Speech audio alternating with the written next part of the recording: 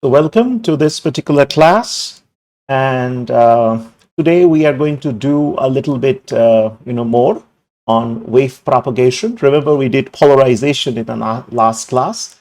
So wave propagation at an interface. Now, this is very typical refraction that you already know about. And so this is refraction that you know already. So this is an incident angle. Then there's a part of it is actually reflected. So this is the interface, and a part of it goes inside, that is transmitted. So I is incidence, R is reflected, T is transmitted, and the angle of reflection and incidence are the same. And the law of refraction stays this N1 into sine theta I is equal to N2 into sine theta R. This is something that we know already. This is high school physics. All right.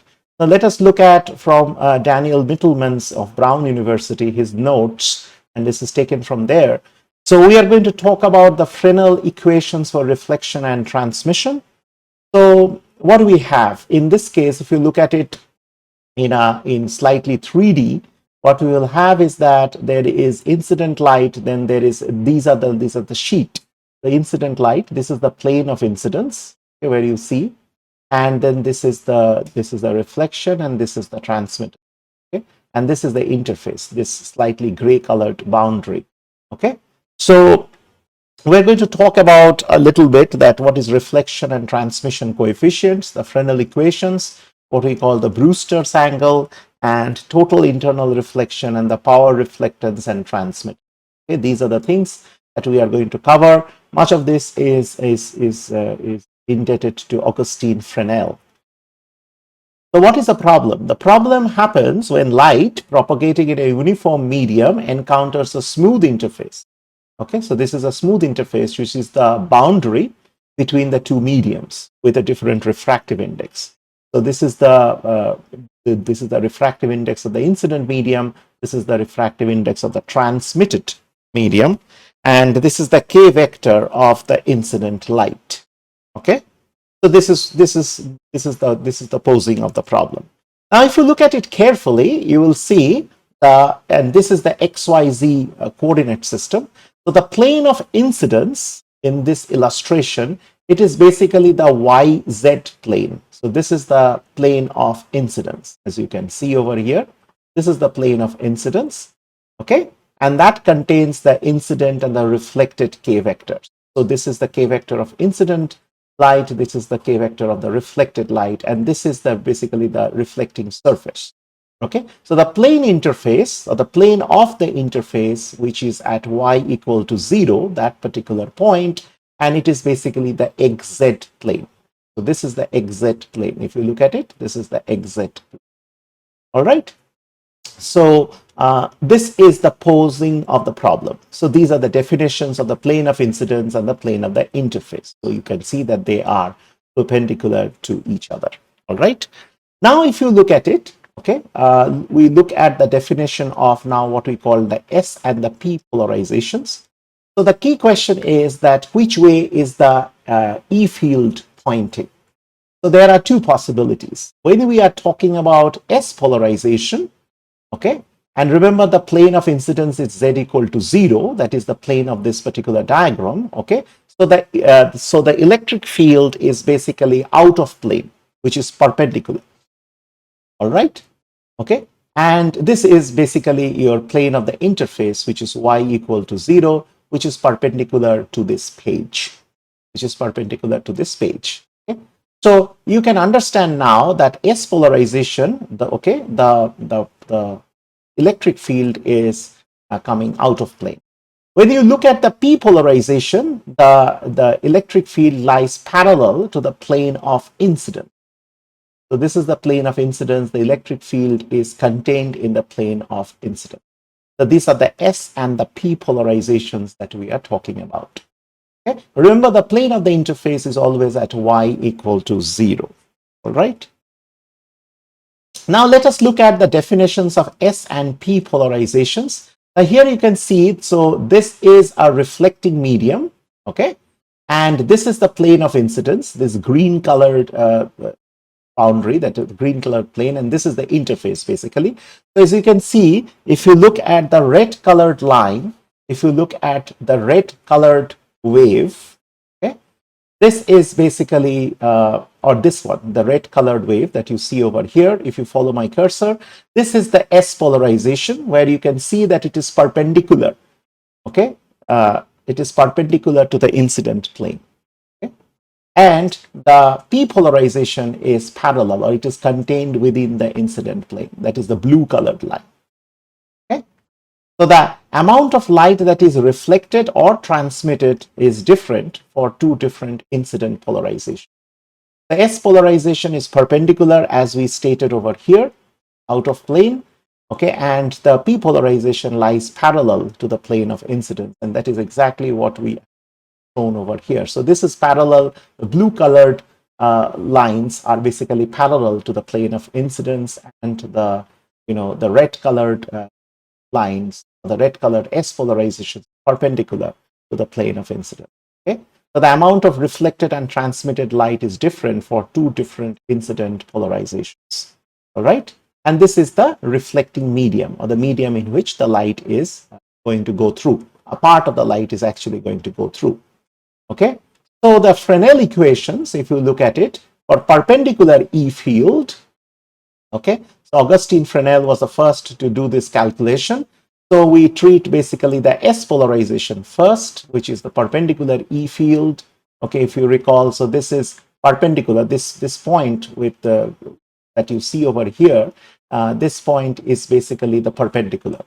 This indicates a direction which is out of plane. It is out of this page, essentially. So this is EI, which is the incident electric field. This is the reflected electric field, and this is the transmitted electric field. This is the corresponding magnetic vector, which is BI, incident, reflected, and transmitted. Okay, so, and this is the XY plane, XZ plane rather, so this is Y equal to 0, right? And this is the refractive index of the incident medium by the refractive index of the transmitted medium. So this is all very clear, should be very clear to you. All right. Now the boundary conditions for the electric boundary condition for the electric field at an interface, which is S polarization. Okay. What we can say over here is that the component of the E field that lies in the XZ plane is continuous as you move across the plane of the interface. Here, all E fields are in the Z direction, which is in the plane of incidence. So if you say EI at Y equal to 0, okay, that is where plus ER at Y equal to 0 is equal to the ET at Y equal to 0. So we are not explicitly writing the X, Y, Z, and T dependence, but they are all there when you write about the electric field, right? Now, if we look at now the boundary condition for the magnetic field, okay, the total magnetic field, the total B field in the plane of the interface is continuous. Hence, all the B fields are in the XY plane. So we will take the X components. So this is BI. This is the X component at Y equal to 0 into cos theta I. If you look at this is the angle. This is the cos theta I angle. Okay. So that will be the X component. This is the theta I angle. Sorry, this one. And this is the component that we are taking, plus BR at cos theta R minus you have BT cos theta T. Okay, minus that is the transmitted. So it is really tangential B by mu, but we are using that mu I equal to mu T equal to mu naught in this particular case. All right, so that is good. So now we go to the reflection and the transmission of perpendicularly polarized light. So ignoring the rapidly varying parts of the wave, light wave, and keeping only the complex amplitudes, what we have, E0I plus E0R is equal to E0T. And then similarly, minus B0I cos theta I plus B0R cos theta R is equal to minus B naught T cos theta I. But B, as we know, is E divided by C naught by N. which is basically translates to n into E divided by C naught, and theta I we know is equal to theta R. So these substituting this into this particular equation, which is the second equation, okay, we have Ni into E0R minus E0I into cos theta I is equal to this.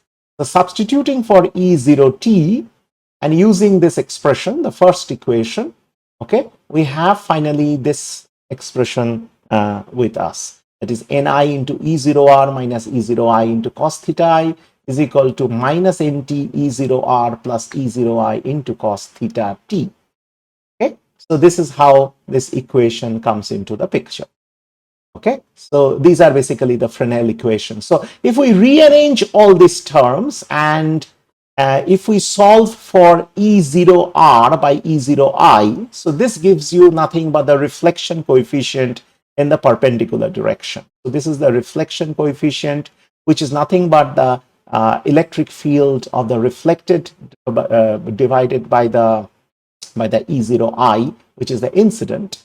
And if you take the ratio of the two by using these equations, okay, you get this expression, which is Ni into cos theta I minus Nt into cos theta t divided by Ni into cos theta I plus Nt into cos theta t.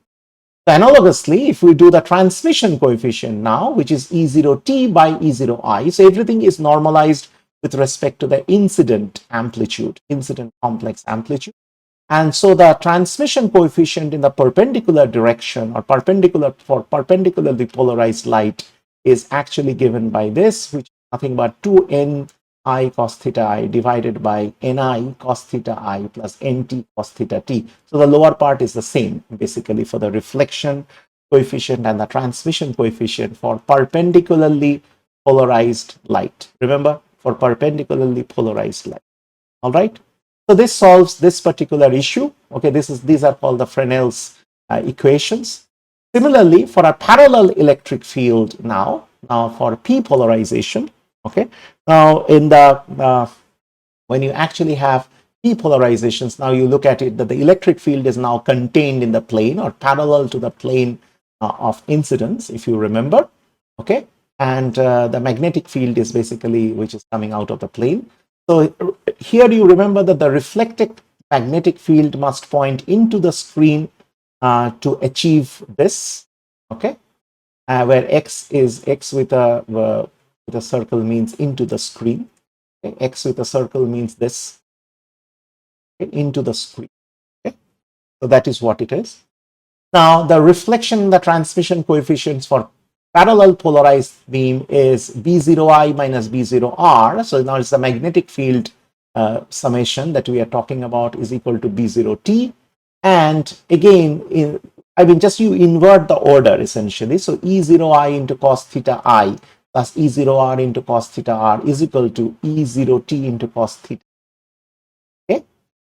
Now, if you solve for again E0R by E0I, which yields the reflection coefficient for parallel polarized or p-polarized light, you get this. So the lower part looks very suspiciously kind of similar. Okay, not exactly similar. So this is the expression that you get. So this is a little bit of a cross, as you can see, Ni into cos theta t is the transmitted angle, and this is Nt into cos theta I, which is the incident angle. The transmitted the refractive index of transmission or the refractive index of the transmitted medium is multiplied with the cosine of the incident angle. Analogously, your transmission coefficient for parallel polarized light, depolarized light, is given by. Okay? So this suite of 4 equations now that you have got tells you about the reflection and the transmission coefficients for parallel polarized light. You can put all of them in a summary plot like this, where you can see that, okay, this is the plane of incidence, this is the incident wave, this is basically the reflected wave, and you can see which direction the E vectors are basically in red, okay? The K vectors are in black, the K vectors. And this is basically the transmitted wave. Whereas on the other hand, if you see, this is the transmitted wave now. Okay, and this is the incident wave, and this is again the k vectors.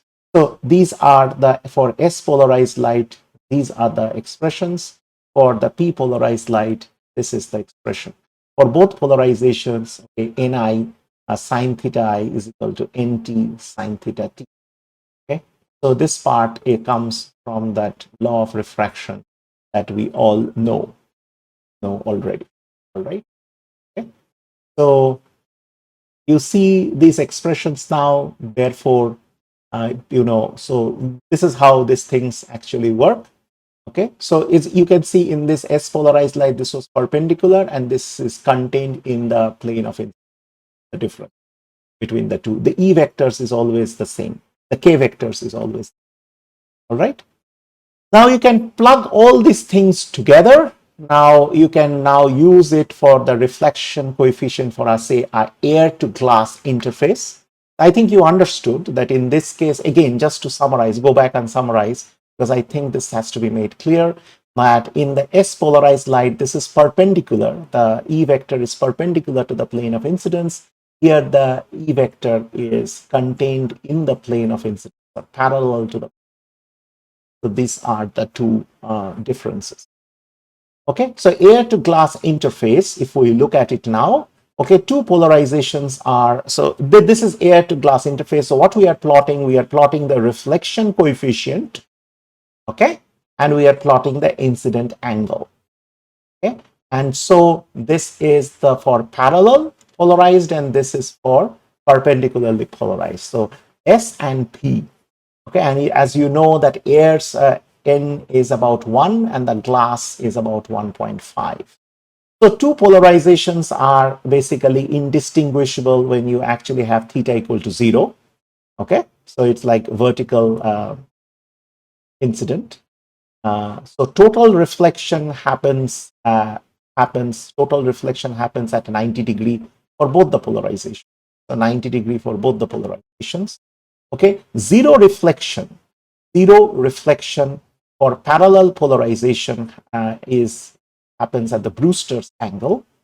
Okay, so for parallel polarization, the reflection is 0 for the Brewster's angle, at Brewster's angle. So the Brewster's angle, the value of this angle depends on the value of Ni by Nt. Brewster's angle is basically tan inverse of Nt by Ni, which is roughly for air to glass, this is about 56.3 degrees, courtesy Sir David Brewster. So here, the zero reflection for parallel polarization, that is for the P polarization, happens at around 56.3 degrees. This is called the Brewster's. Okay, and for both, it is the reflection coefficient, as you can see, is that they are indistinguishable here, and both actually total reflection happens at 90 degrees. All right, so at around 90. So now if you do the reflection coefficients for glass to air interface, N glass is more than N air, that we know already. This is air to glass, and so this is glass to air. So the total internal reflection happens at around some critical angle, which is this one. Okay, this angle is more or less the same. It's the same for both. So this is about 41.8 degree. This is the sine inverse of Nt by Ni. A sine in Snell's law cannot be greater than 1. Okay, so this is what you can see. Okay, this is again the Brewster's angle for the parallel polarization. Okay, happens around here, and this is the point of total internal reflection. Okay, total internal reflection after the critical angle. Everything is total internal reflection. No, nothing can be. You cannot distinguish between reflection and you cannot distinguish between the two polarizations at incident angle of 0. So this is all done, and I mean these are the kind of nice little curves that you see. So the reflectance is basically the reflected power divided by the incident power. So how this is calculated? It is calculated as IR into AR, okay, and II into AI. A is nothing but the area. The I is given by this. It is n epsilon naught c naught by 2 into the modulus of the electric field square, or the amplitude of the electric field square. Okay, so this is how it goes. Because the angle of incidence is equal to the angle of reflection, the beam's area does not change on reflection. The n is the same for both incident and the reflected beams. So therefore, capital R is equal to small r square, since E0R by E0I square is equal to small r square. So the reflectance is reflected power by incident power. That is equal to small r square, which is the reflection coefficient. All right. Now for the transmittance, it is called I, again, it's the transmitted power by the incident power. Now, since it is the transmitted power by incident power, IT by AT divided by II into AI, this is a ratio, and this is the same, I is the same. The beam width, of course, has changed. WI is not the same as WT, but we can calculate it. AT by AI is equal to WT by WI is nothing but the cos of theta T by theta I. So the beam expands or contracts in one dimension when you actually have refraction. So if you do these calculations over here, and as we know that E0T by E0I square is T square, that is for transmission coefficient square, the transmittance is given by this factor, which is nt into cos theta t divided by ni into cos theta I, and you multiply it by t square. So this is the only change, which basically accounts for the change in the area. Because the area was the same in the case of reflected and incident wave, this is not the same for transmitted wave. So this is the only change, nothing much. Then the reflectance and transmittance for air to glass interface. Now this is transmittance, and this is reflectance. Okay, so as you can see, this is how it goes, and this is case of parallel polarization. This is perpendicular polarization. This is the Brewster's angle. Okay, this is the Brewster's angle for the parallel polarization. Okay, and that's where the reflectance is actually equal to 0 and the transmittance is equal to 1. So the general rule is that it is not always true that the reflection coefficient plus transmission coefficient is equal to 1, but it is always true that the reflectance plus the transmittance is always equal to 1. So that is the thing that you should keep in mind. Similarly, if you do glass to air interface, you still have the reflectance plus the transmittance is equal to 1. So this is again perpendicular polarization. This is parallel polarizations, as you can see. Okay, and this is how, so here of course you get the total internal reflection from this point. This is the critical angle, and transmittance basically goes to 0 for those values. Okay, so this is how this is pointed out. And this is the same thing that has been plotted. This is also from Tropia. So this is reflectance plus transmittance is equal to 1.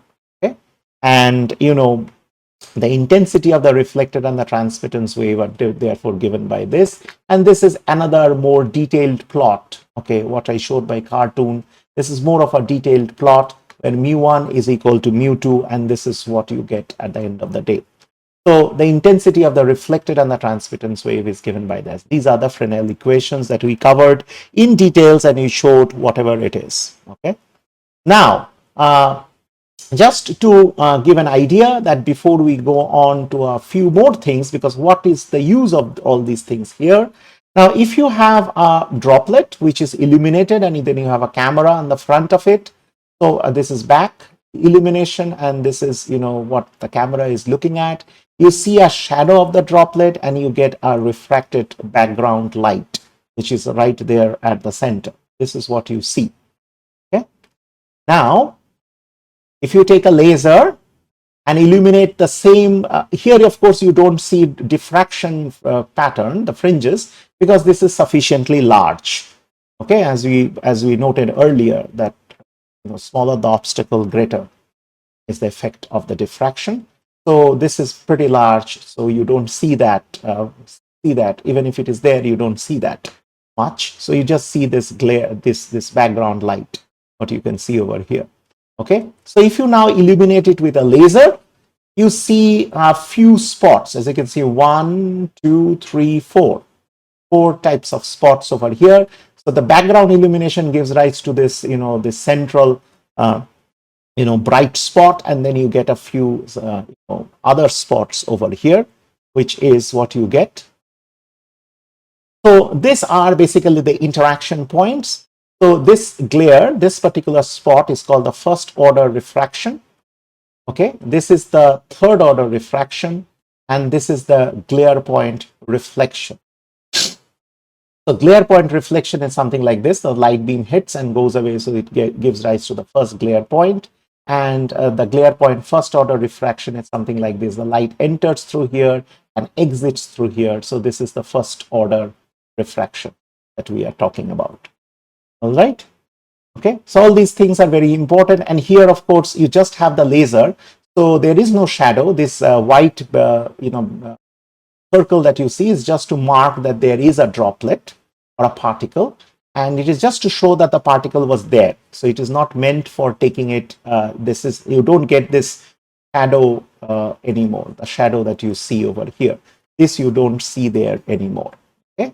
So essentially it is that when you illuminate it and there is a receiver and there is a particle, you see this glare first order refraction points, incident first order refraction, and you see incident and glare point reflection.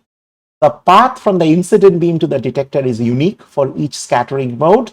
Large particle images, incident point onto the detector through the glare point. So both points are unique for each scattering mode, which we will do in the next class. Both points lie on the scattering plane. Okay. So these are what you see are basically nothing but first order refraction and incident glare points. There are second orders too, as we will see later. Okay. So in the next class, we are going to start with scattering, and according to geometric optics, what are the different types of scatterings that we will see in the next class.